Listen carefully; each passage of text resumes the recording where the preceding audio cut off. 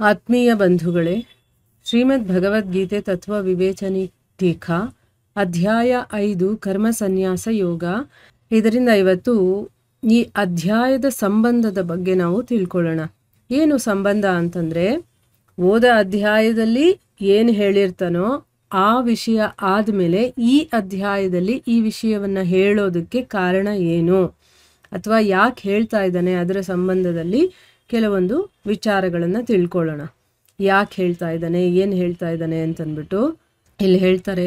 3ನೇ ಮತ್ತು 4ನೇ ಅಧ್ಯಾಯಗಳಲ್ಲಿ ಅರ್ಜುನ ಭಗವಂತನ ಶ್ರೀಮುಖದಿಂದ ಅನೇಕ ರೀತಿಯಲ್ಲಿ ಕರ್ಮಯೋಗದ ಪ್ರಶಂಸೆಯನ್ನು ಕೇಳಿದ್ದಾನೆ ಅಲ್ವಾ. ನಾವು ಕೇಳಿದ್ದೀವಿ 3ನೇ ಅಧ್ಯಾಯ 4ನೇ ಅಧ್ಯಾಯದಲ್ಲಿ ಕರ್ಮಯೋಗದ ಬಗ್ಗೆ ತುಂಬ ವಿಚಾರಗಳನ್ನು ಹೇಳಿದ್ದಾನೆ, ಮತ್ತು ಅದನ್ನು ಆಚರಣೆ ಮಾಡೋದಕ್ಕೆ ಪ್ರೇರಣೆಯನ್ನೂ ಪಡ್ಕೊಂಡಿದ್ದಾನೆ, ಮತ್ತು ಭಗವಂತ ಅದನ್ನು ಮಾಡು ನೀನು ಅಂತ ಆಜ್ಞೆಯನ್ನು ಕೂಡ ಕೊಟ್ಟಿದ್ದಾನೆ ಅನ್ನೋದನ್ನು ನಾವು ಚೆನ್ನಾಗಿ ಅರ್ಥ ಮಾಡ್ಕೊಂಡ್ವಿ.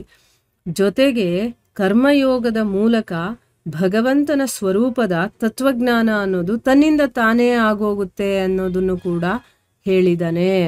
ಅದನ್ನು ಅರ್ಜುನ ಕೇಳಿದ್ದಾನೆ ಅಲ್ವಾ. ಕರ್ಮಯೋಗ ಮಾಡ್ತಾ ಮಾಡ್ತಾ ಭಗವಂತನ ಸ್ವರೂಪದ ತತ್ವಜ್ಞಾನ ಕೂಡ ತನ್ನಿಂದ ತಾನೇ ಆಗ್ಬಿಡುತ್ತೆ ಅಂತ ಹೇಳಿದ್ದಾನೆ.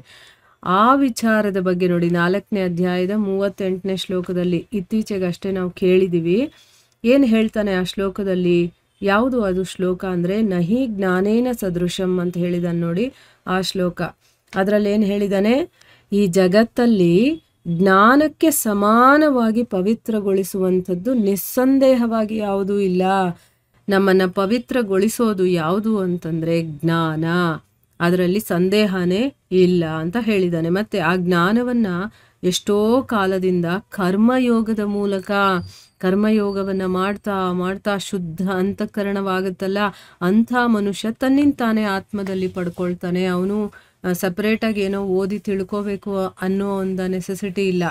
ಯಾವಾಗ ಸಮರ್ಪಣೆ ಭಾವದಿಂದ ನಾವು ಕರ್ಮಯೋಗವನ್ನು ಮಾಡ್ತಾ ಹೋಗ್ತೀವೋ ಆಗ ಆ ಒಂದು ತತ್ವಜ್ಞಾನ ಅನ್ನೋದು ಆತ್ಮದಲ್ಲೇ ತನ್ನಿಂದ ತಾನೇ ಆಗುತ್ತೆ ಅನ್ನೋದನ್ನು ಹೇಳಿದ್ದ.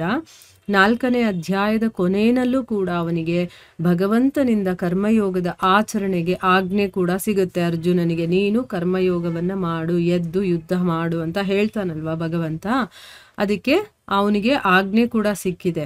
ಆದರೆ ಮಧ್ಯದಲ್ಲಿ ಅವನು ಭಗವಂತನ ಶ್ರೀಮುಖದಿಂದ ಬ್ರಹ್ಮಾರ್ಪಣಂ ಬ್ರಹ್ಮ ಹವಿಹಿ, ಆಮೇಲೆ ಬ್ರಹ್ಮಾಜ್ಞಾವಪರೇ ಯಜ್ಞಂ ಯಜ್ಞೇ ನೈವೋಪಜುಹ್ವತಿ ಅಂತ ಹೇಳಿದ್ದಾನೆ. ಮತ್ತು ತದ್ವಿದ್ಧಿ ಪ್ರಣಿಪಾತೇನ, ಈ ರೀತಿಯ ವಚನಗಳ ಮೂಲಕ ಜ್ಞಾನಯೋಗ ಅಂದ್ರೇನು, ಕರ್ಮ ಸನ್ಯಾಸದ ಪ್ರಶಂಸೆಯನ್ನು ಕೇಳಿದ್ದಾನೆ ಅರ್ಜುನ. ಅಂದ್ರೇನು, ಕರ್ಮಯೋಗವನ್ನು ಹೇಳಿದ್ದಾನೆ ಮತ್ತು ಕರ್ಮ ಸನ್ಯಾಸದ ಪ್ರಶಂಸೆಯನ್ನು ಕೂಡ ಮಾಡಿದ್ದಾನೆ. ಇವಾಗ ಏನಾಯಿತು ಅರ್ಜುನನಿಗೆ?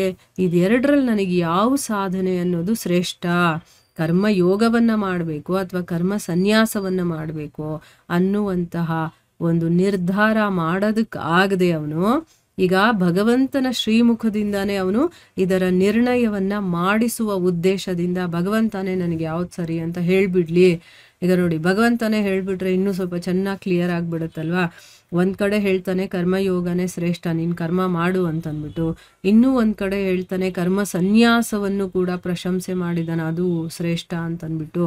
ಆದರೆ ಈಗ ನಾನು ಯಾವುದು ಮಾಡಬೇಕು ಅನ್ನೋ ನಿರ್ಧಾರ ತಗೊಳ್ಳೋದಕ್ಕೆ ಅವನಿಗೆ ಆಗ್ತಾ ಇಲ್ಲ. ಯಾವ ಸಾಧನೆ ಶ್ರೇಷ್ಠ ಅನ್ನೋದ್ರ ಬಗ್ಗೆ ಅವನಿಗೆ ಗೊಂದಲ ಇದೆ. ಅದಕ್ಕೋಸ್ಕರ ಈಗ ಭಗವಂತನಿಂದನೇ ನಾನು ತಿಳ್ಕೊಂಬಿಟ್ರೆ ಒಳ್ಳೇದಲ್ವಾ ಅಂತಂದರೆ, ಇಲ್ಲಿ ನಮ್ಮೆಲ್ಲರಿಗೂ ಗೊಂದಲ ಬರೋದು ಸಹಜವಾಗಿರುತ್ತೆ. ಆ ಗೊಂದಲವನ್ನು ನಿವಾರಣೆ ಮಾಡ್ತಾ ಇದ್ದಾನೆ. ಆಗ ನಮಗೆ ಕರ್ಮ ಯೋಗ ಅಂತಂದರೆ ಸರಿಯಾಗಿ ಅರ್ಥ ಆಗಿ, ಕರ್ಮ ಸನ್ಯಾಸ ಯೋಗ ಅಂದರೆ ಏನು ಸರಿಯಾಗಿ ಅರ್ಥ ಆಗಿ, ಯಾವುದನ್ನು ನಾವು ಮಾಡಬೇಕು ಅನ್ನುವಂಥ ಒಂದು ನಿರ್ಧಾರವನ್ನು ತಗೊಳ್ಳೋದಕ್ಕಾಗತ್ತೆ. ಅದಕ್ಕಿಲ್ಲಿ ಭಗವಂತನಿಂದನೇ ಆ ವಿಷಯವನ್ನು ತಿಳ್ಕೋಬೇಕು ಅನ್ನುವಂಥ ಉದ್ದೇಶದಿಂದ ಅರ್ಜುನ ಅವನಿಗೆ ಈಗ ಪ್ರಶ್ನೆ ಮಾಡ್ತಾನೆ. ಏನು ಪ್ರಶ್ನೆ ಮಾಡ್ತಾನೆ ಅನ್ನೋದು ಮೊದಲನೇ ಶ್ಲೋಕ ಶುರುವಾಗುತ್ತೆ ಆಯಿತಾ. ಅದನ್ನು ನಾವು ಮುಂದಿನ ಭಾಗದಿಂದ ಶ್ಲೋಕಗಳನ್ನು ತಿಳ್ಕೊಳ್ತಾ ಹೋಗೋಣ. ಈಗ ನಮಗೆ ಈ ಅಧ್ಯಾಯ ಯಾಕೆ, ಹೇಗೆ, ಆ ಹೆಸರು ಯಾಕೆ ಬಂತು, ಎಲ್ಲ ವಿಚಾರ ನಮಗೆ ಕ್ಲಿಯರ್ ಆಗಿದೆ ಅಲ್ವಾ. ಸೊ ಇಲ್ಲಿಗೆ ನಾವು ನಿಲ್ಲಿಸೋಣ. ಹರೇ ಕೃಷ್ಣ.